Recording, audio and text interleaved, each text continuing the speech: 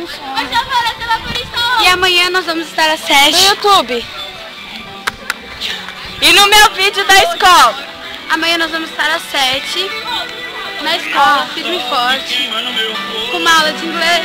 O cabelo tá lindo. De artes. Não liguem para o meu cabelo. Depois da de artes no intervalo.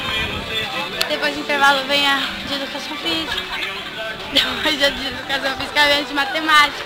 E depois da de matemática vem a de história. Não tem tanta Depois da matéria de assim. história vai ter a de português. E acabou. Cara, você, Marina. O que você tem a dizer? Nada. E você, Nayarinha? E aí, beleza? E você, Mari? Fazer um relato? Fala. A teacher é a melhor professora que tem na escola. Puxa saco. Ouviu, Lucas? A melhor. Gente, onde tem coisa aqui pra comprar? Ali, ó, tem um bar. Não tem.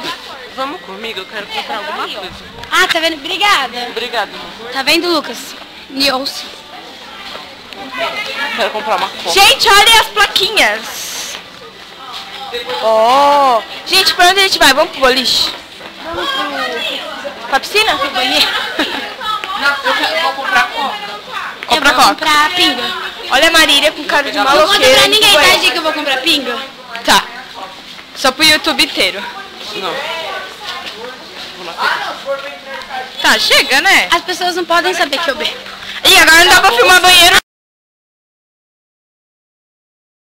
Ai, seu preto!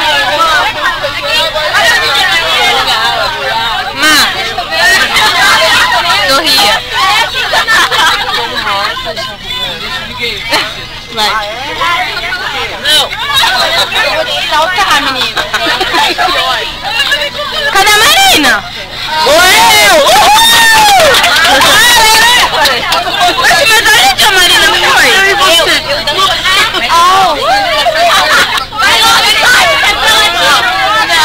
Aí, ó. Quando sua mãe me mostrar seu celular.